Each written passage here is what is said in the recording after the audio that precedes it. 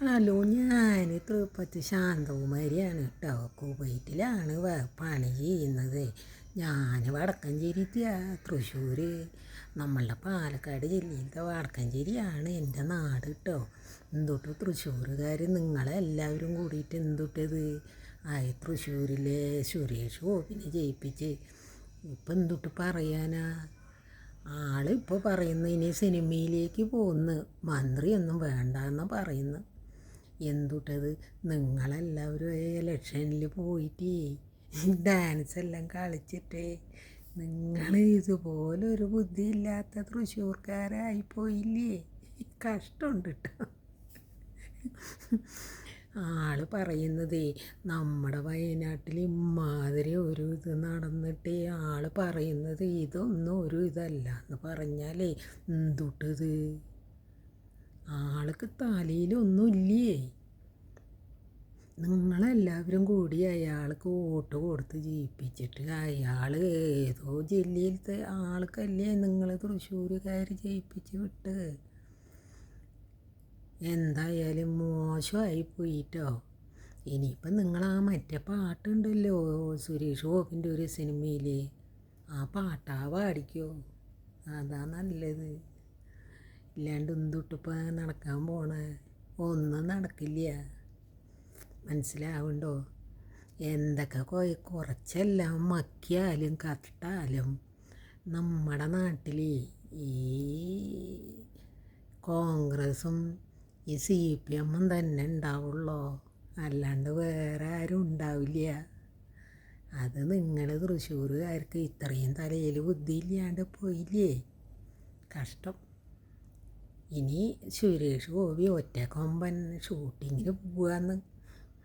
ഇനി നിങ്ങളെല്ലാവരും ഒരു കാര്യം ചെയ്തോ, ആ സുരേഷ് ഗോപി വരുമ്പോൾ ഇങ്ങനൊരു ഡാൻസ് ഇല്ലേ, ആവണിപ്പന്തൽ മിള പോലെ, ആ പാട്ടാ പാടിക്കോ.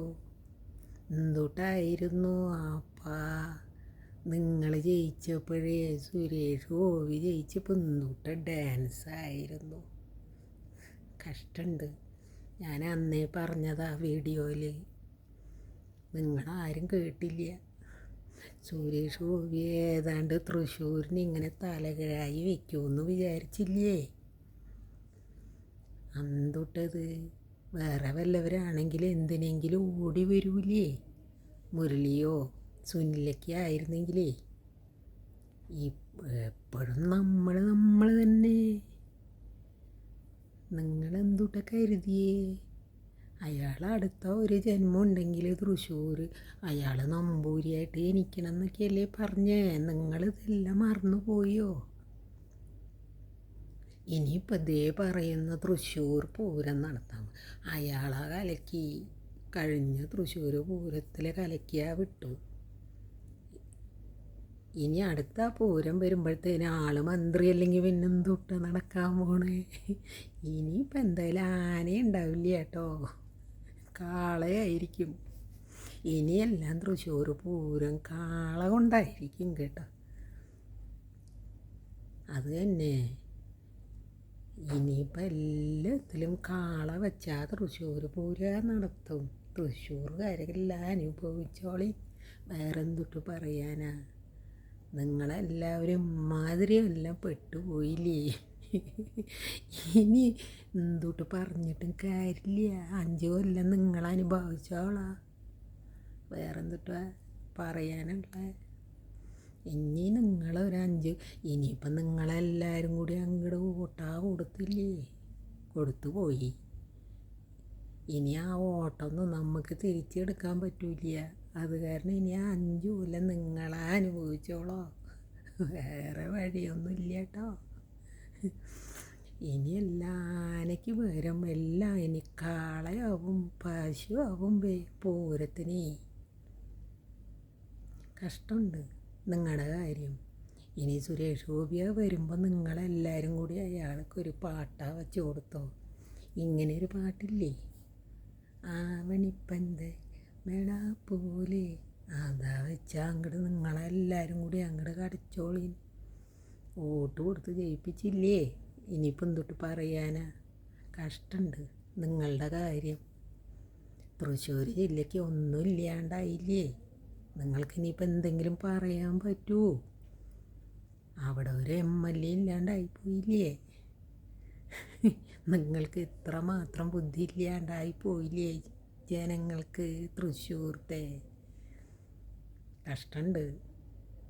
എനിക്കിതൊക്കെ കേൾക്കുമ്പോണ്ടല്ലോ എന്തുട്ട് പറയാനാടാ. ഞാനിത്രയും അങ്ങ് വിചാരിച്ചില്ല നിങ്ങളെ തൃശ്ശൂരുകാരെല്ലാം ബുദ്ധിയുള്ള ആൾക്കാരെന്നാ ഞാൻ കരുതിയിരിക്കണേ. കഷ്ടം. ഇനിയിപ്പോൾ 5 കൊല്ലം നിങ്ങളെ അടുത്ത് വെച്ചു. നിങ്ങളിപ്പോൾ ചെയ്തത് എന്തെന്നറിയോ? വേലിയിൽ കിടക്കണ പാമ്പിനെ എടുത്തിട്ട് നിങ്ങളെവിടെയാ വെച്ചേ? അതാ ഇപ്പോൾ പറ്റിയത്. ആ പാമ്പ് ഇനി പോണെങ്കിൽ ഇച്ചിരി കഷ്ടമുണ്ട് കേട്ടോ. അപ്പം നിങ്ങളാ അനുഭവിച്ചോളി കേട്ടോ. അപ്പം എല്ലാവർക്കും എൻ്റെ ഒരു നമസ്കാരമുണ്ട്. ഞാനാ തൃശ്ശൂരുകാരന് എല്ലാവർക്കും എൻ്റെ ഒരു നമസ്കാരമുണ്ട് കേട്ടോ. കേക്കോക്കേ.